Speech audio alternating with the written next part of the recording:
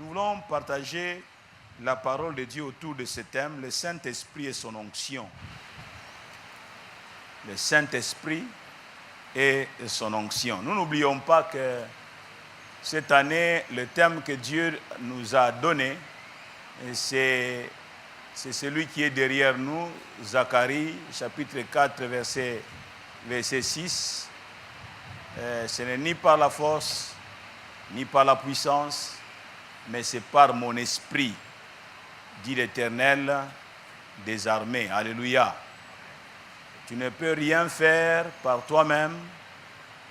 Il n'y a que l'Esprit de Dieu qui peut te rendre capable de réaliser quoi que ce soit. Je vous invite à lire avec moi deux passages bibliques. Le tout premier, nous le prenons dans Psaume 89, du 16e au 25e verset. Psaume 89, du 16e au 25e. Et puis nous allons lire dans Actes des Apôtres, chapitre 1er, versets 4 à 8. Et si le temps nous le permet, avant les commentaires, les développements, nous lirons aussi le chapitre 2 des Actes des Apôtres, verset 1er jusqu'au verset 4. Psaume 89. À partir du 16e verset, nous lisons. Heureux le peuple qui connaît le son de la trompette. Il marche à la clarté de ta face, ô Éternel. Il se réjouit sans cesse de ton nom et il se glorifie de ta justice. Car tu es la gloire de sa puissance. C'est ta faveur qui révèle notre force. Car l'Éternel est notre bouclier. Le Saint d'Israël est notre roi. Alors tu parlas dans une vision à ton bien-aimé et tu dis, j'ai prêté mon secours à un héros. J'ai élevé du milieu du peuple un jeune homme. J'ai trouvé David mon serviteur. Je l'ai oint de mon huile sainte. Ma main le soutiendra et mon bras le fortifiera. L'ennemi ne le surprendra pas et le méchant ne l'opprimera point. J'écraserai devant lui ses adversaires et je frapperai ceux qui le haïssent. Ma fidélité et ma bonté seront avec lui et sa force s'élèvera par mon nom. Nous donnons un bon amen à cette lecture de la parole de Dieu. Oh, je disais un bon amen, c'est celui-là. Alors nous voulons prendre le passage suivant, Actes des Apôtres, chapitre 1er. Actes des Apôtres, chapitre 1er. Et nous lisons à partir du 4e verset. Comme il se trouvait avec eux, il leur recommanda de ne pas s'éloigner de Jérusalem, mais d'attendre ce que le Père avait promis, ce que je vous ai annoncé, leur dit-il. Car Jean a baptisé d'eau, mais vous, dans peu de jours, vous serez baptisés du Saint-Esprit. Alors les apôtres réunis lui demandèrent, Seigneur, est-ce en ce temps que tu rétabliras le royaume d'Israël? Il leur répondit, ce n'est pas à vous de connaître le temps ou le moment que le Père a fixé de sa propre autorité, mais vous recevrez une puissance, le Saint-Esprit survenant sur vous, et vous serez mes témoins à Jérusalem, dans toute la Judée, dans la Samarie, jusqu'aux extrémités de la terre. Chapitre 2, verset 1 au suivant. Le jour de la Pentecôte, ils étaient tous ensemble dans le même lieu. Tout à coup, il vint du ciel un bruit comme celui d'un vent impétueux, et il remplit toute la maison où ils étaient assis. Des langues semblables à des langues de feu leur apparurent, séparées les unes des autres, et se posèrent sur chacun d'eux. Et ils furent tous remplis du Saint-Esprit, et se mirent à parler en d'autres langues, selon que l'Esprit leur donnait de s'exprimer. Nous disons Amen. Le Saint-Esprit et son onction.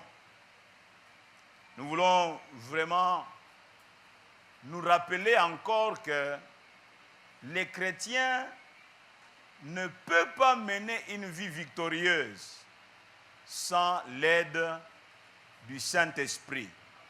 Tu ne peux pas mener une vie victorieuse sans le secours, sans l'assistance du Saint-Esprit.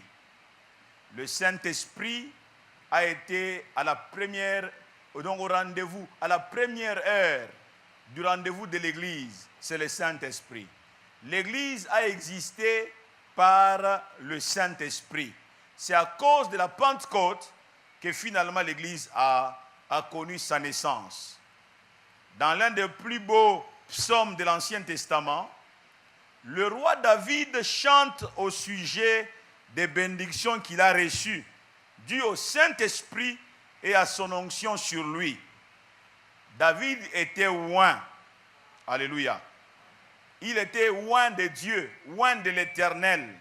Quelqu'un a dit que très peu de personnes sont capables de faire la liaison, de faire les liens entre leur bénédiction et la véritable source de ces bénédictions. Très peu sont capables de faire la liaison entre ce qu'ils possèdent, mais aussi avec l'origine ou la source de ce qu'ils ont entre leurs mains. Ces personnes ignorent quand et comment elles sont plutôt arrivées ou elles sont en possession de ce qu'ils ont. Ils ignorent totalement. Ils sont contents de ce qu'ils ont, de ce qu'ils possèdent, mais ils en ignorent l'origine. Ils en ignorent la source. Voilà la raison de pas mal d'attitudes ingrates. Les attitudes ingrates sont dues du fait qu'on ignore d'où nous vient la chose d'importance que nous avons entre nos mains.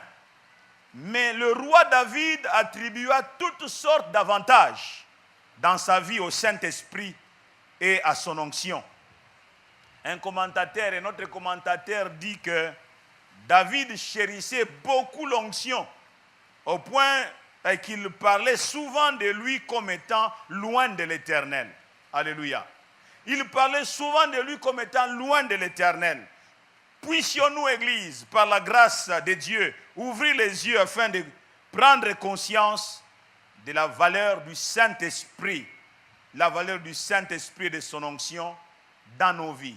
Prendre conscience de la valeur du Saint-Esprit et de son onction dans nos vies et dans notre ministère, dans tout ce que nous entreprenons, dans notre activité. Désirons, recherchons, par-dessus toute autre chose, le Saint-Esprit et son onction. Alléluia. Beaucoup d'enfants de Dieu même ignorent ce qu'est le Saint-Esprit.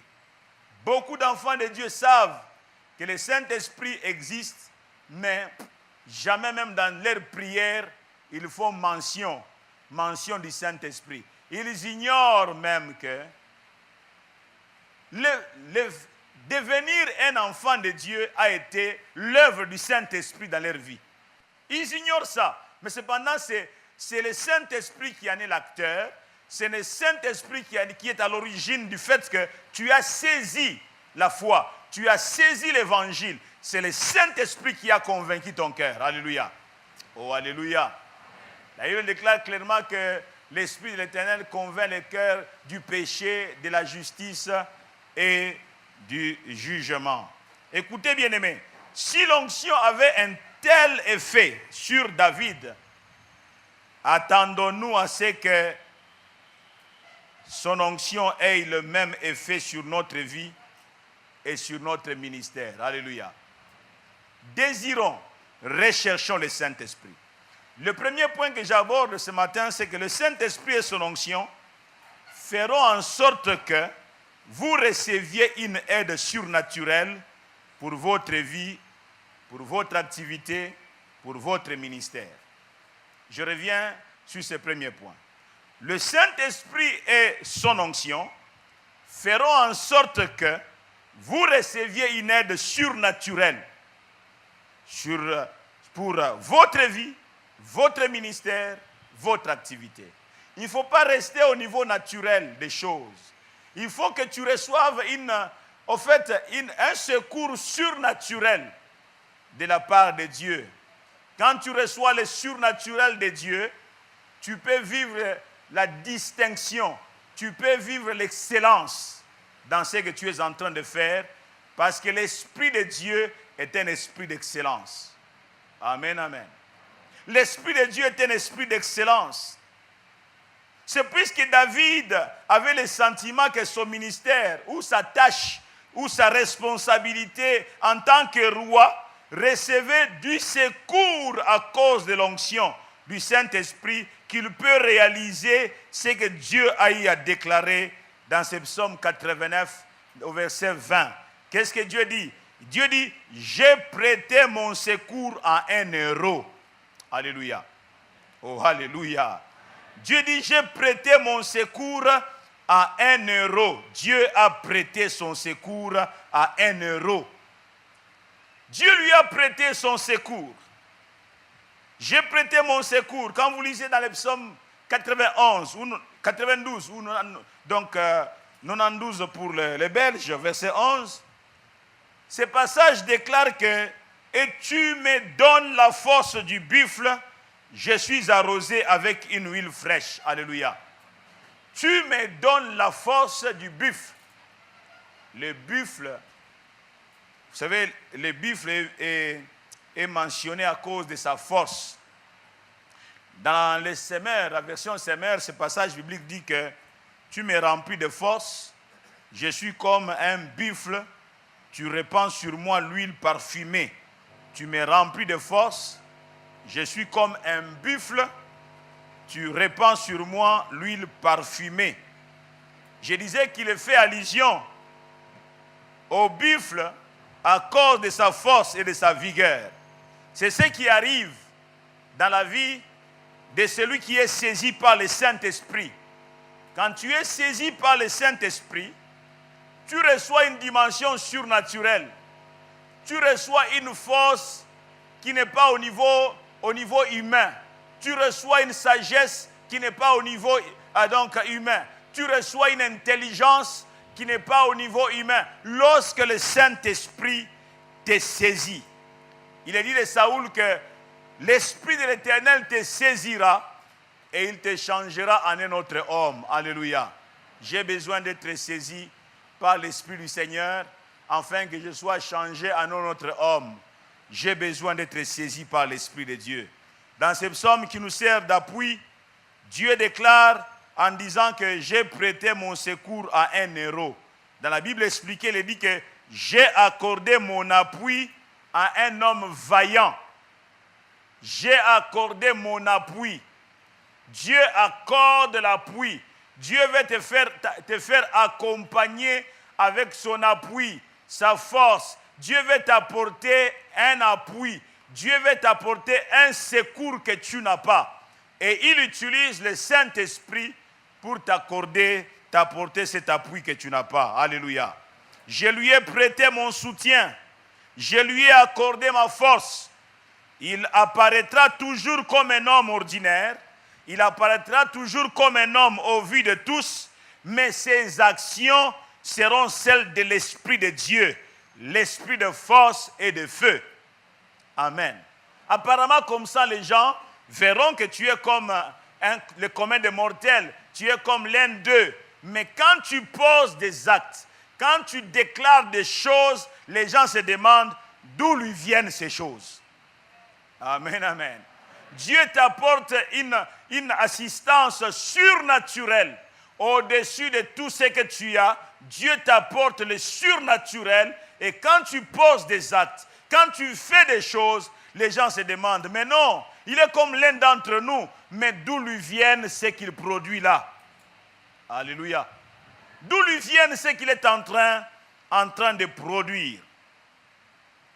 Et le deuxième point, parce qu'aujourd'hui nous ne prendrons que les 2 points, parce que j'aimerais que nous puissions prier. Le deuxième point, c'est celui-ci. Le Saint-Esprit et son onction feront en sorte que vous soyez élevés dans les ministères ou dans vos activités. Le Saint-Esprit. Nous savons tous que David était un homme élevé en dignité. Il était un homme haut placé, David, un homme de haut rang. Mais David n'était pas devenu un homme de haut rang par lui-même. Amen. David n'est pas devenu un homme de haut rang par lui-même. J'aime les déclarations de David dans 2 Samuel, au chapitre 23 et le premier verset. Ce passage déclare ceci. Il dit, voici les dernières paroles de David. Paroles de David, fils d'Isaïe. Il cite ses origines donc en tant qu'humain. Il dit, paroles de David, fils d'Isaïe. Mais il veut faire comprendre dans ce texte qu'il ne faut pas me voir seulement à ce niveau-là. Fils d'Isaïe. Alléluia. Amen, amen. Chacun de nous est fils de quelqu'un. Oh, amen. Chacun de nous est fille de quelqu'un, fils de quelqu'un. Mais Dieu ne veut pas qu'on ne te voie qu'à ce niveau-là. Ah, je pensais que je parlais à quelqu'un. Dieu veut t'amener à un niveau supérieur à celui-là. Qu'on ne cesse pas de te voir qu'en tant que fils de X et de Y. Qu'on ne te voie pas seulement en tant que fils de Lumpungu et de Nkonga, mais que l'on te voie à une autre dimension surnaturelle, une dimension supérieure. Oh, alléluia. C'est ainsi que David poursuit en disant, parole de David, fils d'Isaïe, mais il ajoute, parole de l'homme haut placé. Amen, amen. Parole de l'homme haut placé. Bien-aimé, l'élévation ne vient ni de l'Orient, ni de l'Occident, mais c'est Dieu qui élève. C'est pourquoi dans Psaume 61, verset 3, David peut prier en disant, du bout de la terre, je n'ai pas la prétention d'occuper toute la terre. Il dit, du bout de la terre où je me trouve, j'élève ma voix vers toi, je crie à toi en te disant, conduis-moi sur le rocher que je ne puis atteindre par moi-même. J'ai dit à quelqu'un, il y a un rocher que tu vas atteindre. Mais il n'y a que Dieu qui peut t'élever et t'amener à ce niveau-là. Oh, alléluia. Oh, alléluia. Il se dit qu'après avoir parlé de David, fils d'Isaïe, mais il dit que c'est David-là, il est un homme haut placé. Amen, amen. Mon père n'a jamais été haut placé, et Isaïe n'a jamais été haut placé, mais moi, David, son fils, Dieu m'a élevé à un certain niveau. J'ai dit à quelqu'un, tu iras plus loin que peut-être où ta famille n'est pas arrivée. Non pas à cause de toi. Non pas à cause de toi. Non, ce n'est ni par la force, ni par la puissance. Dieu disait à Zorobabel et même à Zacharie, à Zorobabel plutôt et à Josué, ce n'est pas à cause de vous, parce qu'ils pensaient qu'ils pouvaient faire quelque chose dans la construction. Et tout ce qu'ils entreprenaient échouait, au point même qu'ils ont fermé les chantiers. Plusieurs années après, Dieu va leur dire, réveillez-vous. Ce n'est pas à cause de votre excellence, ce n'est pas à cause de votre sagesse, ce n'est pas à cause de votre intelligence, vos avoirs, mais c'est par mon esprit. Oh, amen, amen. Oh, amen, amen. Parole de l'homme haut placé. Parole, il poursuit dans ce même verset, parole de loin du Dieu de Jacob, du chantre agréable d'Israël. Quelqu'un donne un bon amen. Avant de poursuivre, j'aimerais encore relever une leçon ici. C'est que c'est David qui est le fils d'Isaïe, qu'il ne faut plus seulement voir en tant que fils d'Isaïe, est un homme haut placé, mais il est loin du Dieu de Jacob. Il ne cesse d'être chantre agréable d'Israël. Amen, amen. Quand tu es loin, l'onction ne t'affole pas. L'onction te garde humble. Tout roi qu'il était, David savait toujours récupérer la harpe pour aller célébrer Dieu, louer, chanter. Amen, amen. Ah, j'ai béni Dieu, j'ai vu un président d'Afrique dans une chorale, dans l'église, mais dans une chorale, en uniforme de la chorale. Président de la République, en uniforme de la chorale, en train de chanter. Vous l'avez vu aussi? Les anglophones sont magnifiques. Hein? Même si je suis président, je ne cesse pas d'être chrétien.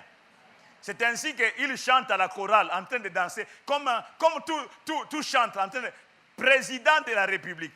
On ne dit pas qu'après ça, il cesse d'être président. Dès qu'il est descendu, on reconnaît que c'est toujours lui.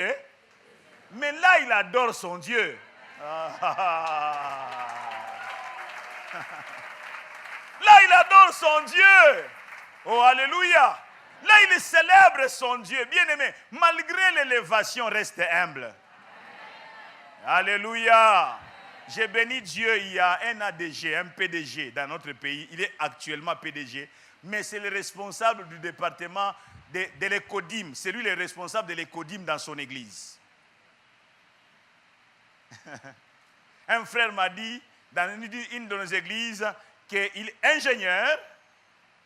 Dieu lui ouvre des portes, mais c'est le responsable du service de nettoyage de l'église. Non, toi tu n'as encore rien compris. Non, moi je suis un homme élevé. Non, bien aimé, tu es élevé, d'accord, mais devant le Seigneur, tu n'es pas élevé. Nous rendons service à l'Éternel dans cette maison. Oh, amen, amen. Nous célébrons, nous servons l'Éternel, nous ne servons pas un homme. Et au-dessus de l'Éternel, il y a quelqu'un? Que tu sois président, que tu sois roi, que tu sois ministre, viens ici et sers ton Dieu. Oh, alléluia. Sers ton Dieu. J'ai posé la question à ce frère. Il dit, oh oui, moi dans notre église, c'est moi qui suis le responsable du service de nettoyage. Bien-aimés dans le Seigneur, voilà pourquoi certaines bénédictions ne nous atteignent pas. Nous sommes tellement remplis de nous-mêmes. Non, l'onction du Saint-Esprit, bien-aimé, nous amène dans l'humilité, mais nous amène dans l'excellence des choses. L'onction du Saint-Esprit. Il dit, parole de David, fils d'Isaïe. Non, je ne veux pas que vous me voyiez seulement en tant que fils d'Isaïe. Mais même maintenant, quand vous me verrez en tant que roi, je ne cesserai pas d'être fils d'Isaïe. Ah, vous comprenez le message? Oh, amen, amen. Non, ne me regardez pas seulement au niveau des fils d'Isaïe, un homme incapable, un homme qui ne veut pas aller loin. Mais non, je suis aussi un homme haut placé parce que Dieu peut élever quelqu'un. Mais quand je serai élevé, que je ne me comporte pas comme si je n'ai jamais été fils d'Isaïe. Il reprend la harpe et il chante. Et il amène le peuple de Dieu dans la présence du Seigneur en jouant de la harpe.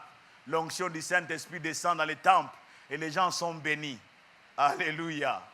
Oh, alléluia. Bien-aimés dans le Seigneur, ça nous manque. Plusieurs d'entre nous n'avons pas compris ça. Oh, amen, amen.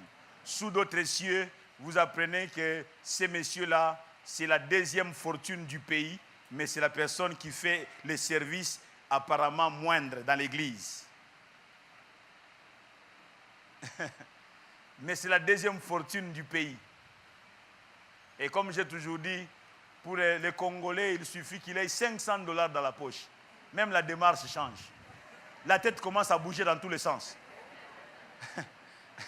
Mais il n'y a que 5 billets verts. 5 billets seulement. On a perdu la tête. On devient un homme.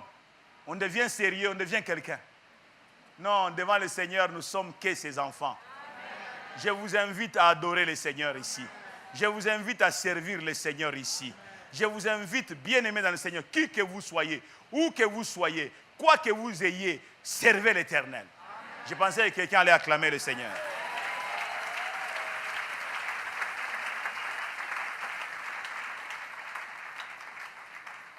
Ne soyez pas endormis. Oui, tout ça, ça se complète. Hein? Ne soyez pas endormis, bien-aimés dans le Seigneur. Le verset 2 de Samuel 23 nous révèle l'une de ces paroles où David dit « L'Esprit de l'Éternel parle par moi et sa parole est sur ma langue. » Alléluia. L'Esprit de l'Éternel parle par moi et sa parole est sur ma langue. David savait pertinemment que son élévation était une conséquence de l'onction du Saint-Esprit. Je parie qu'aucun jour de sa vie, David n'a oublié de se souvenir du geste de Samuel Geste combien plein de sens. Lorsque Samuel versa de l'huile sur sa tête. Dans 1 Samuel 16, verset 12 et verset 13, il est écrit que l'Éternel dit à Samuel, lève-toi, oins-le, car c'est lui.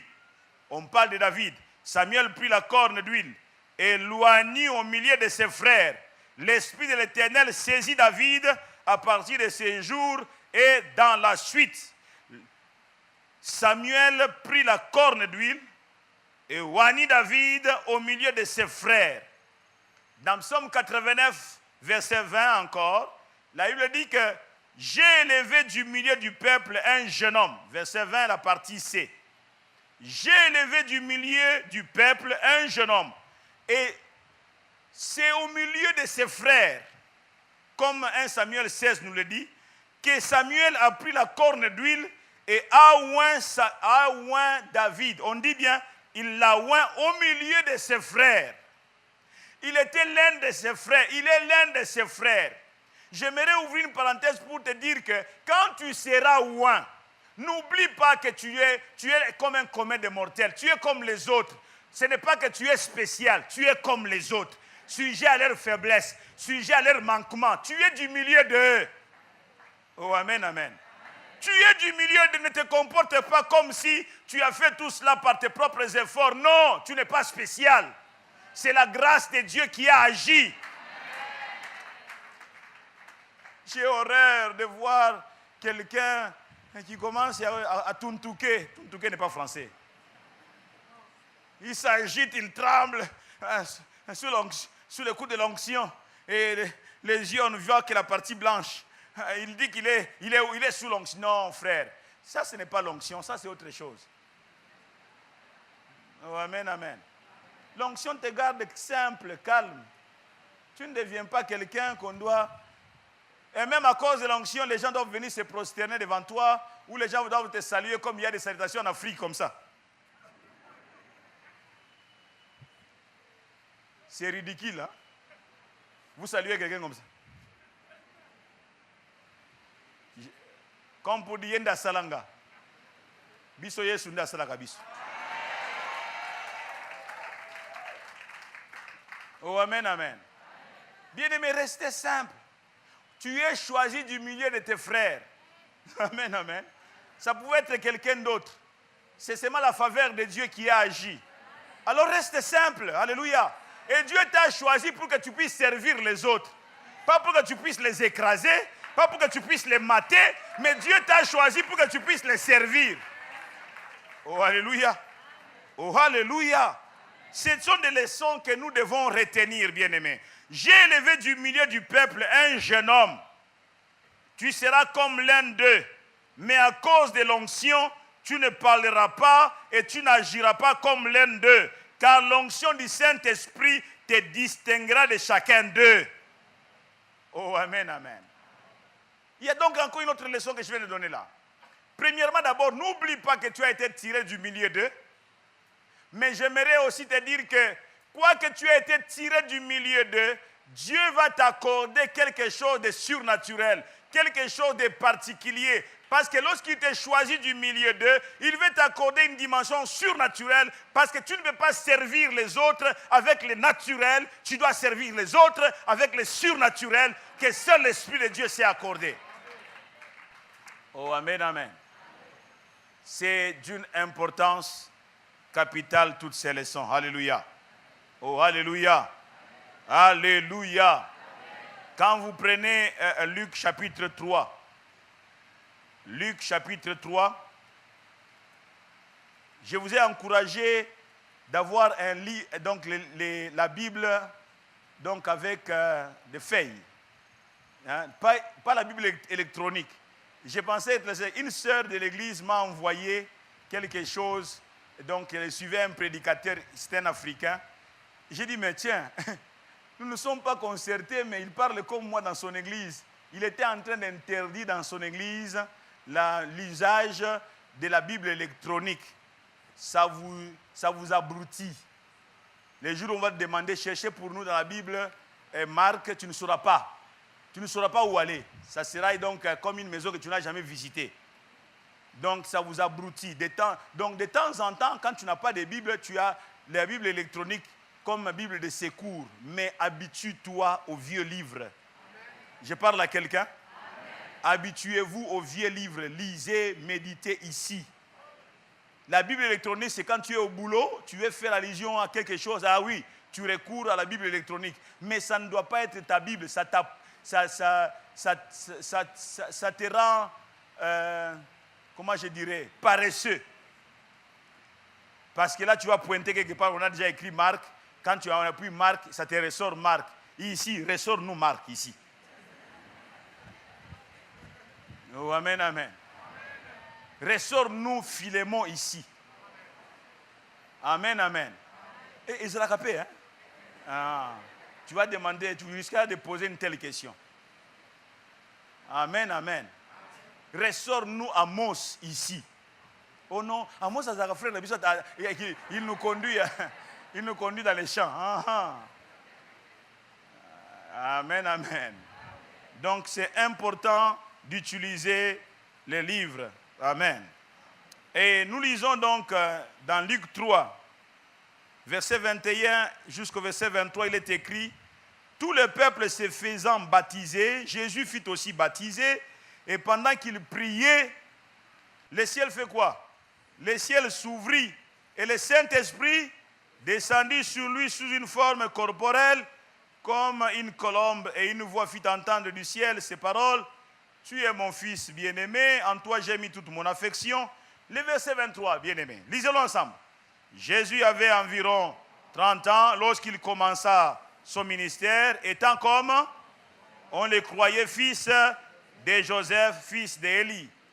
On dit Jésus avait environ 30 ans lorsqu'il a commencé son ministère, étant comme on le croyait. Quand on dit comme on le croyait, c'est que ce n'était pas ça. Comme on le croyait fils de Joseph. Donc on ne voyait Jésus qu'au niveau de Joseph. C'est le fils de Joseph. Comme on le croyait. On ne te voit qu'au niveau de ta famille. Quand on regarde ta famille et puis on voit là où vous habitez. Non, quelque chose d'important peut-il sortir d'ici. Quand on vient te visiter, tu as honte de présenter à quelqu'un une chaise. Et même tu dis, non, qui tu en as? Donne-lui cette autre chaise parce qu'on ne sait jamais. Vous savez, il y a de ces chaises-là, il n'y a que les gens de la maison qui peuvent s'asseoir. Parce qu'ils savent jouer à l'équilibriste.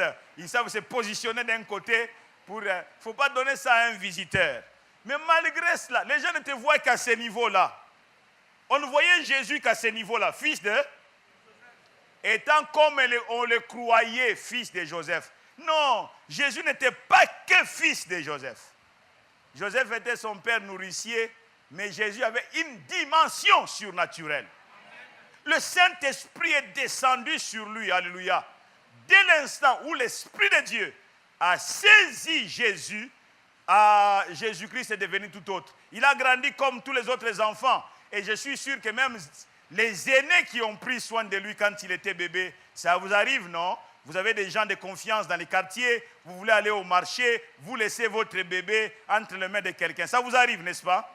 Et maintenant, quand le bébé a grandi, il a 30 ans, les gens qui l'ont transporté, qui ont changé de linge, il dit, mais petit, n'a changé au linge.